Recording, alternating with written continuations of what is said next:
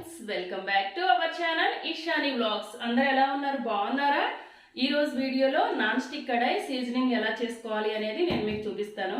Actually ఈ కడాయి తీసుకొని 1 month అవుతుందండి. సీజనింగ్ వీడియో చేయాలి అనే ఉద్దేశంతో నేను ఇంతవరకు దీన్ని ఓపెన్ చేయలేదన్నమాట. ఇది వచ్చేసి నేను లూలు మాల్లో తీసుకున్నానండి. అయితే దీని ఒరిజినల్ ప్రైస్ వచ్చేసి 1850 ఉందన్నమాట. 1850 ఉంటే ఇది మాకు 1500 చేంజ్ పడిందండి. ఎంతో కరెక్ట్ రేట్ అయితే గుర్తులేదనమాట, కానీ 1500 ప్లస్ అయితే పడింది.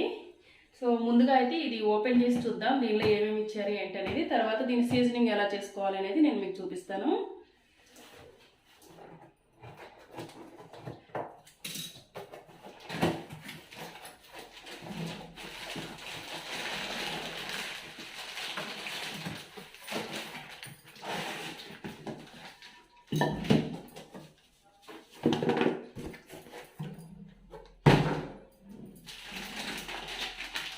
దీనికి స్టీల్ లిడ్ ఇచ్చారండి.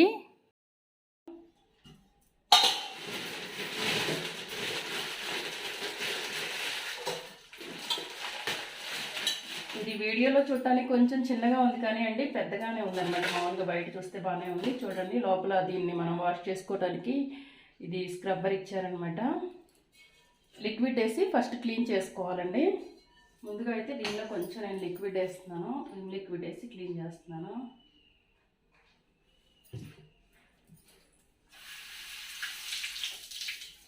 కొంచెం వాటర్ కూడా వేసి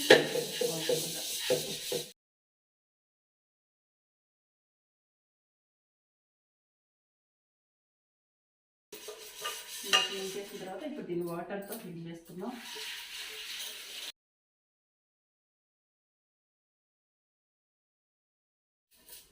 సో క్లీన్ చేసాం కదా, ఇప్పుడు లోపలంతా కూడా ఒక క్లాత్తో తుడుచుకోవాలి.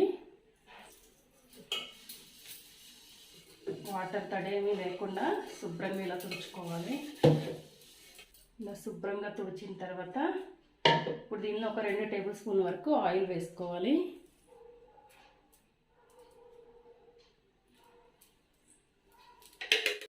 ఇప్పుడు ఈ ఆయిల్ని కడాయి మొత్తం కూడా స్ప్రెడ్ చేయాలి.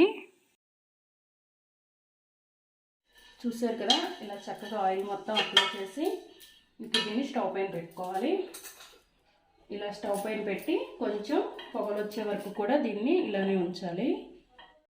మనం నాన్ స్టిక్ పాన్ ఎప్పుడు కూడా సిమ్లో కానీ స్టవ్ లేకపోతే మీడియం ఫ్లేమ్లో కానీ పెట్టి మనం వండుకోవాలండి. ఎప్పుడు కూడా హై ఫ్లేమ్లో పెట్టకూడదు అనమాట.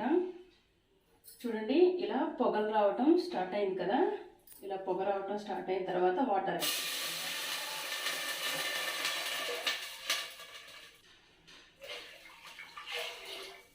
ఇలా సగానికి వాటర్ యాడ్ చేసుకొని ఇప్పుడు వాటర్ని బాయిల్ అవ్వనివ్వాలి. వాటర్ ఇలా బాగా మరగటం స్టార్ట్ అయినాయండి. స్టార్ట్ అయిన తర్వాత ఒకసారి ఇలా తిప్పుకుందాం. దింపేసి మొత్తం ఇలా బాగా ఇంకా స్ప్రెడ్ అయ్యేలా ఇలా తిప్పేసి వాటర్ని పడిపోసేయాలి. ఇప్పుడు ఈ కడాయిని చల్లారనివ్వాలండి. చల్లారిన తర్వాత ఇంకొకసారి మనం విమ్ లిక్విడ్తో ఒకసారి క్లీన్ చేసుకుంటే ఇంకా మన నాన్ స్టిక్ కడాయి రెడీ అయిపోయినట్లే అనమాట కుకింగ్కి. మన ఛానల్లో ఇంకా ఫస్ట్ టైం మట్టి పాత్రలు తీసుకొచ్చినప్పుడు ఎలా సీజనింగ్ చేసి వాడుకోవాలి అనే వీడియోస్ కూడా ఉన్నాయండి. ఇప్పటివరకు ఎవరైనా చూడని వాళ్ళు ఉంటే ఒకసారి చెక్ చేయండి. అలానే నెక్స్ట్ వీడియోస్లో ఐరన్ కడాయి కూడా ఎలా సీజనింగ్ చేసుకోవాలి అనేది నేను మీకు చూపిస్తాను. చల్లారింది.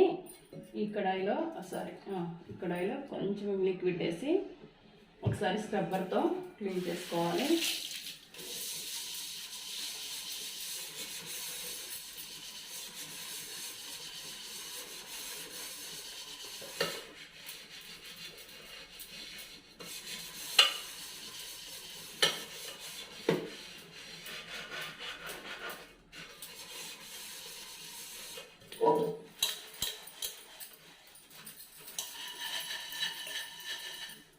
ఇప్పుడు దీన్ని వాటర్తో కడగాలన్నమాట.